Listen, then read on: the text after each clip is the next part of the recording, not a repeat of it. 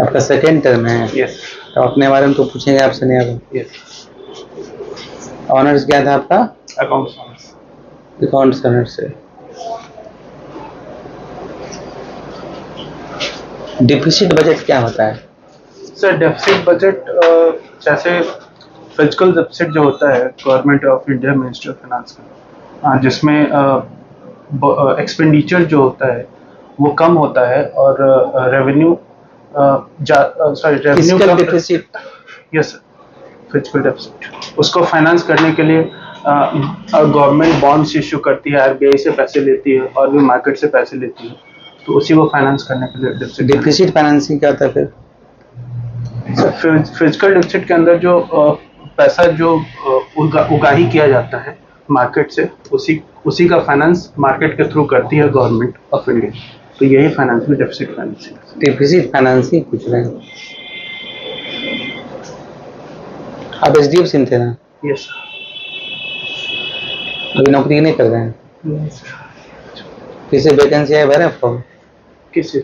Financial administrative officer का है? Yes भरे हैं? अभी भर रहे हैं, अभी भरे नहीं, भर 5 तारीख को।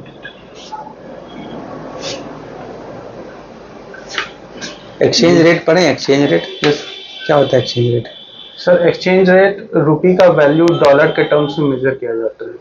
रुपी जैसे कोई भी करेंसी हो उसका वैल्यू जो है डॉलर के टर्म्स पर एक डॉलर के टर्म्स में मेजर किया जाता है। एक्सचेंज कैसे भारत का जो करेंसी है कैसे डिसाइड होगा? सर ये इंटरनेशनल मार्केट्स में ये एक्सचेंज अलग अलग एक्सचेंजेज है, जैसे रुपी के अगेंस्ट डॉलर के अगेंस्ट में रुपी है और कनेडियन डॉलर के अगेंस्ट में डॉलर है, येन के अगेंस्ट में ये डॉलर है। तो वो सर मार्केट में, इंटरनेशनल मार्केट में जितना भी डिमांड और सप्लाई होता है पैसे का, इनफ्लो और आउटफ्लो होता है एक देश की करेंसी का दूसरे देश की करेंसी में, तो वही डिसाइड करता है कि करेंसी का रेट डिप्रिशिएट करेगा या एप्रिशिएट करेगा।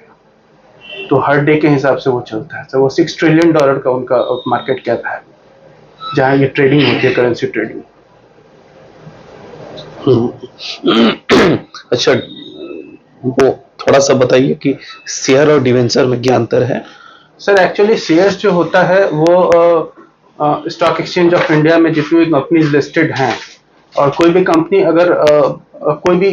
अगर जो अनलिस्टेड कंपनी है वो लिस्ट होना चाहती है, तो वो प्राइमरी मार्केट के थ्रू पैसे प्राइमरी मार्केट के थ्रू अप्लाई करेंगी, जैसे एनएसई और बीएसई में अप्लाई करेंगी, और वहाँ से फिर उनको पैसे की जरूरत होगी, तो लोग वहाँ से उस जो कंपनी है जो वहाँ पे लिस्ट होने वाली है, जो अप्लाई कर रही है, तो वो तो लोग वहां पर जाकर के उनका सब्सक्राइब करेंगे, शेयर्स पर शेयर सब्सक्राइब करेंगे। इसके अंदर ऑथराइज कैपिटल होता है, पेड अप कैपिटल होता है, अलग अलग होता है, तो सब्सक्रिप्शन वहां से होता है।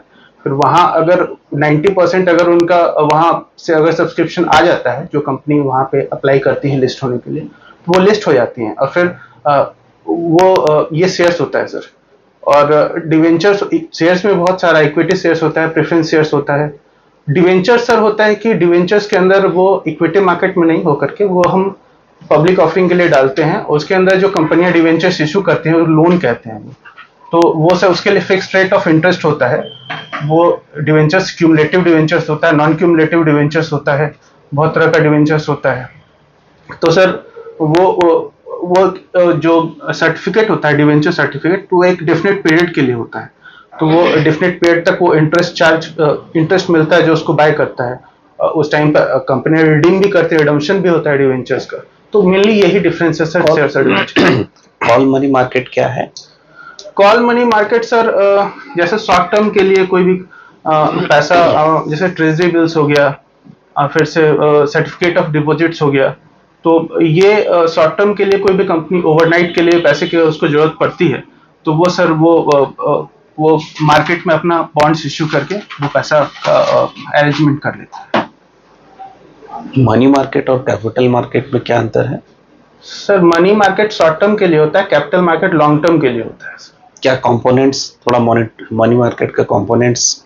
सर मनी मार्केट का ऐसे ट्रेजरी बिल्स हो गया, सर्टिफिकेट ऑफ डिपॉजिट्स हो गया, और कैपिटल मार्केट का सर एग्जैक्टली मुझे ध्यान तो नहीं आ रहा है सर, लेकिन मुझे जहां तक लगता है कि ये लॉन्ग टर्म के लिए शायद इसका है कुछ, तो ये क्या कैपिटल मार्केट में एफडीआई, एफपीआई, क्यूएफआई ये सब आएंगे? इसके बारे में जानते हैं कुछ? यस सर, ऑब्वियसली जानते हैं सर। क्यूएफआई क्या होता है? क्विक पोर्टफोलियो इन्वेस्टर्स होते क्विक हैं। होता है, क्वालिफाइड होता है? Sir qualified sir, sorry sir, qualified. कितने देश अभी? अच्छा, क्यूएफआई जो होगा ये होगा क्या, किसको हम कहेंगे कि एक क्यूएफआई है? सर जो इन्वेस्ट कहाँ पर रजिस्टर्ड होना चाहिए, किसके अंग होते हैं? क्यूएफआईज यस।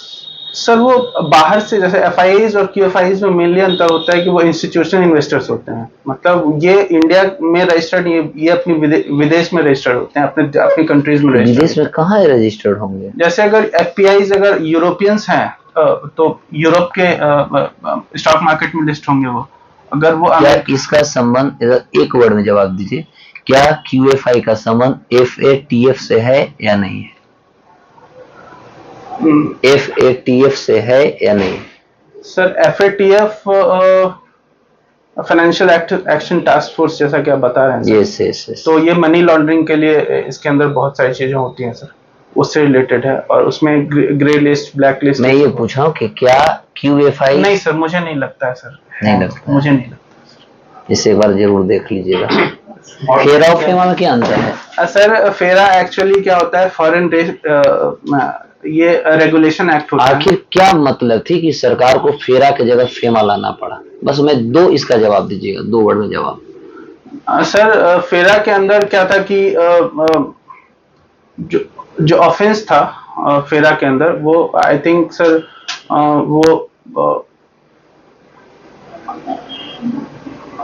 सर कुछ उसके अंदर रेगुलेशन है, उसको ढीला कर दिया गया फेमा के अंदर। मैं इसीलिए क्रिमिनल ऑफेंस नहीं चीज बना मैं आपसे पूछा, दो वर्ड में जवाब। दो कुछ ऐसा बताइए जो हम समझें कि फेरा की जगह फेमा क्यों लाया गया।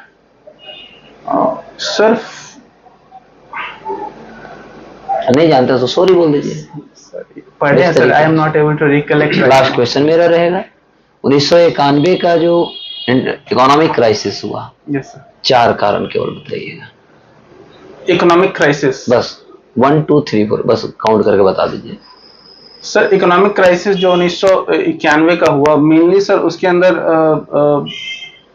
प्राइवेट सेक्टर्स को अलाउ नहीं था इंडिया में इन्वेस्टमेंट करने के लिए, तो इसके कारण से सर मेनली, और दूसरा एक था सर, मेन चीज था कि उसके अंदर वहां पे इंडिया के पास फॉरेक्स रिजर्व खत्म हो गए थे। कितना था हमारे पास फॉरेक्स उस समय? फॉरेक्स ध्यान नहीं है sir, sorry sir. 1.2 billion India के पास ऑलमोस्ट खत्म हो गया था, तो 2 सप्ताह के लिए। आगे बोलिए। यस सर, तो और ये रख रखाव देखते कौन करता है? कौन सा? ये फॉरेक्स आरबीआई सर, आरबीआई करती है। यस, कौन सा डिवीजन है उसके लिए उसका? डिवीजन, ये कौन सा डिपार्टमेंट है? Sir exact I don't know. चलिए और 2 4 कारण बताइए। हॉट मनी क्या है? हॉट मनी का नाम सुने हैं? Hot currency, hot money, HOT। Yes sir. हाँ, वो क्या है? हॉट करेंसी या hot money? Sorry sir, I am not able to recollect. I have heard. Plastic money क्या है? प्लास्टिक मनी तो सर नॉर्मली डेबिट कार्ड्स और क्रेडिट कार्ड्स, ये सारे प्लास्टिक मनी के अंदर आते हैं। अच्छा, क्रिप्टो करेंसी अभी काफी काफी बात चल रहा है, दुनिया में डिबेट चल रहा है क्रिप्टो करेंसी के बारे में। यस यस है क्या ये crypto currency? Sir crypto currency ये ब्लॉकचेन टेक्नोलॉजी पे काम करता है, और 2009-10 के आसपास जापान के एक व्यक्ति थे जिन्होंने इसका इन्वेंशन किया था। और मेनली सर इसके अंदर क्या होता है कि इसका इंट्रिंसिक वैल्यू कुछ नहीं होता है क्रिप्टो करेंसी का, जैसे शेयर्स का इंट्रिंसिक वैल्यू होता है मार्केट में, उस तरह से इसका नहीं होता है। तो सर ये इसका भी अलग अलग एक्सचेंज होता है जहाँ पे आसानी से लोग क्रिप्टो करेंसी ब्लॉकचेन टेक्नोलॉजी के थ्रू अपना रजिस्टर करके फिर वहां से क्रिप्टो करेंसी बना सकते हैं, और कोई भी व्यक्ति इसको 10 मिनट में कॉल करिए, 10 मिनट के बाद कॉल करिए, 10 मिनट में कॉल करिए। सर कोई भी व्यक्ति क्रिप्टो करेंसी को आसानी से बना सकता है, इसके लिए कोई रेगुलेशन नहीं है इंटरनेशनल मार्केट में क्रिप्टो करेंसी के लिए। लास्ट क्वेश्चन आपसे मेरा है, हवाला और हवाला स्कैंडल में क्या अंतर है? हवाला और हवाला स्कैंडल, हम किसको कहेंगे कि हवाला है, किसको कहेंगे हवाला स्कैंडल है?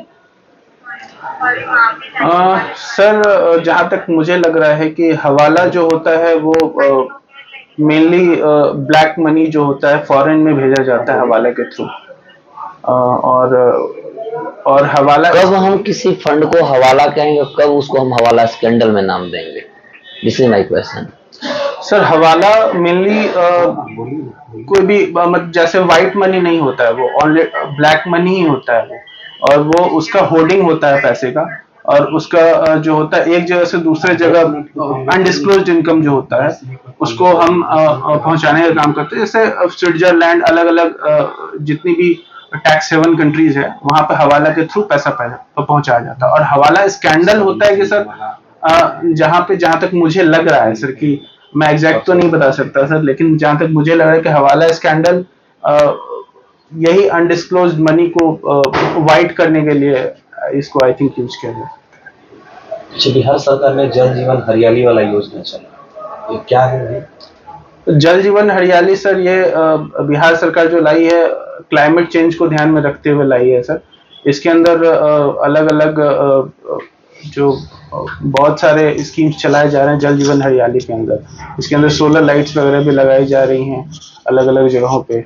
और सर इसके अंदर फिर जैसे कुछ ग्रीनरीज वगैरह भी लगाई जा रही हैं, बहुत सारा इंसेंटिव्स दिया जा रहा है मतलब ग्रास रूट लेवल पे, जिससे कि और ये शुरुआत कहाँ से हुआ बिहार में? शुरुआत कहाँ से हुआ जल जीवन हरियाली, तथा इस पे कितना बिहार सरकार ने एलोकेट किया पहले फंड, या कितना टोटल इस पे खर्च आने वाली है?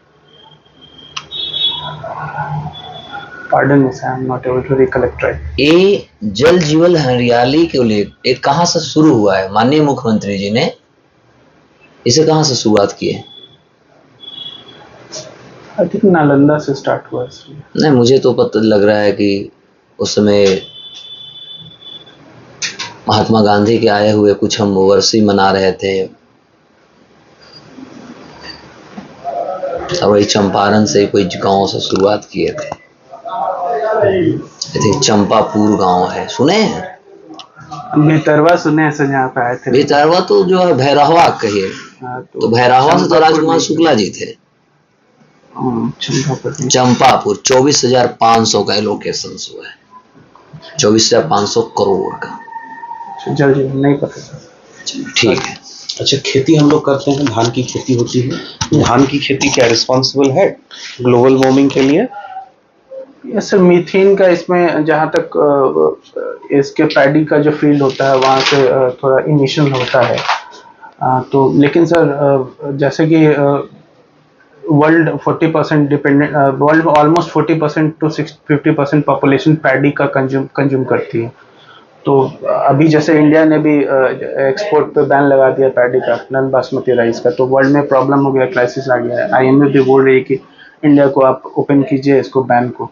तो जहाँ तक मुझे लगता है सर कि पैडी का कल्टीवेशन है वो इक्वली हार्मफुल तो है, लेकिन ज़्यादातर इसमें पॉजिटिविटी है, क्योंकि इससे वर्ल्ड का जितना भी खाद्यान्न का प्रॉब्लम है वो सॉल्व होता है। चलिए, और कुछ सवाल मुझसे पूछा जाए? अच्छा, सपोज करिए कि आपको कोई एक सुदूर इलाके में ऑडिट करने भेज दिया गया है। पंचायती राज इंस्टीट्यूशंस के अंडर में पंचायत सचिवालय होता है। सपोज करिए कि वहाँ ऑडिट करने के लिए चले गए आप, ठीक है।